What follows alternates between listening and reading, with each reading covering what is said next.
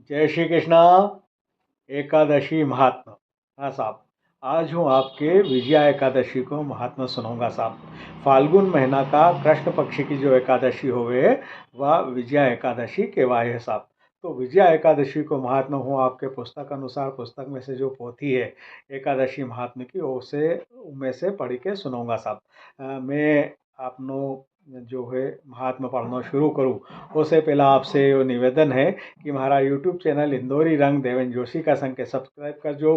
अगर आपने चैनल के सब्सक्राइब कर दियो हो तो अपना परिचित उनसे चैनल के सब्सक्राइब करवा जो और हमारा वीडियो उनके लाइक और शेयर कर जो साहब। तो आज हूँ आपके सुनाने जा रहा हूँ विजया एकादशी को महात्मा। जैसे कि मैंने आपके बताया, फाल्गुन माह का कृष्ण पक्ष की एकादशी जो है वह विजया एकादशी कहवाए साहब। और एक और खास बात है, विजया एकादशी को व्रत करवा वाला की दोनों लोक में विजय हुए साहब, ओके दोनों लोक में विजय प्राप्त हुए हैं। और विजया एकादशी व्रत को महात्मा पढ़वा और सुनवा वाला के वाजपेयी यज्ञ को फल प्राप्त हुए हैं।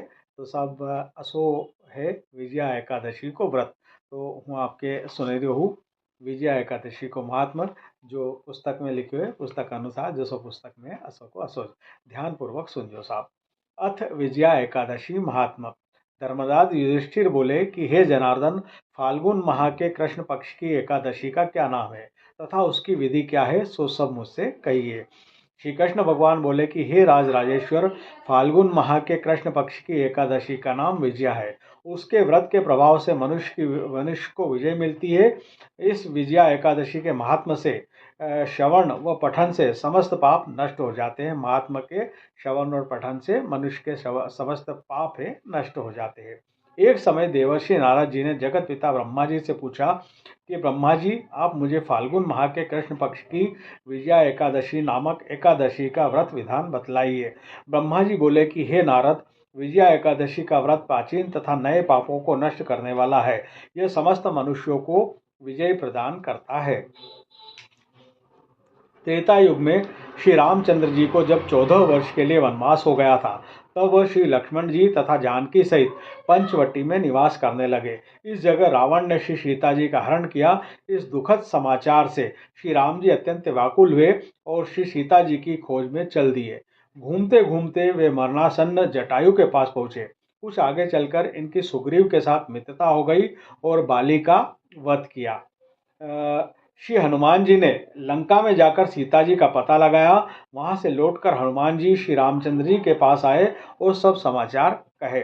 श्री रामचंद्र जी ने सुग्रीव की सम्मति लेकर वानरों भालुओं की सेना सहित लंका को प्रस्थान किया। जब श्री रामचंद्र जी समुद्र के किनारे पहुंच गए, तब उन्होंने महान अगाध मगरमच्छ से युक्त समुद्र को देखकर श्री लक्ष्मण जी से कहा, हे लक्ष्मण, समुद्र को हम किस प्रकार पार कर सकेंगे।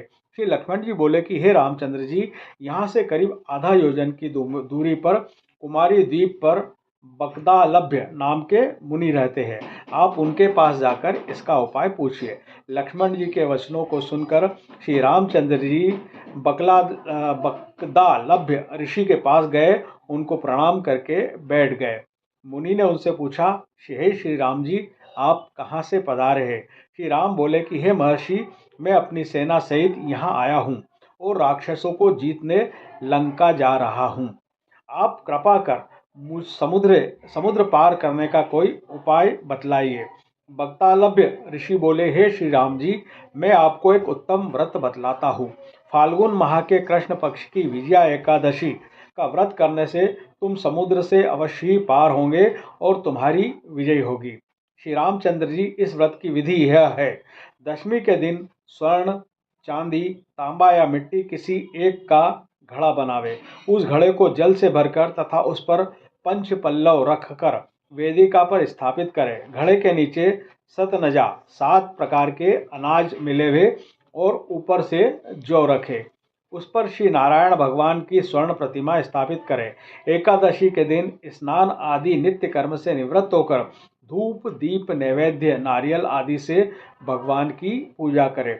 उस दिन भक्ति पूर्वक घड़े के सामने व्यतीत करें और रात्रि को भी उसी तरह बैठे रहकर जागरण करना चाहिए। द्वादशी के दिन नदी या तालाब के किनारे स्नान आदि से निवृत्त होकर उस घड़े को ब्राह्मण को दे देना चाहिए। हे राम, यदि तुम इस व्रत को सेनापतियों के साथ करोगे तो अवश्य ही विजय होगी।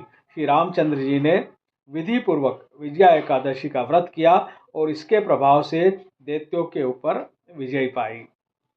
अतः हे राजन, जो मनुष्य इस व्रत को विधि पूर्वक करेगा उसकी दोनों लोकों में विजय होगी। श्री ब्रह्मा जी ने नारद जी से कहा कि पुत्र, जो इस व्रत का महात्म सुनता है उसको वाजपेयी यज्ञ के फल की प्राप्ति होती है। अथ श्री विजया एकादशी महात्मा। तो साहब यो तो विजया एकादशी को महात्मा जो पुस्तक है एकादशी महात्मा की उसका अनुसार उसमें जैसो लिखो तो वसो मैंने आपके सुनायो। जय हो ग्यारस माता की, जय हो एकादशी मैया की। बोले गोपाल कृष्ण भगवान की जय।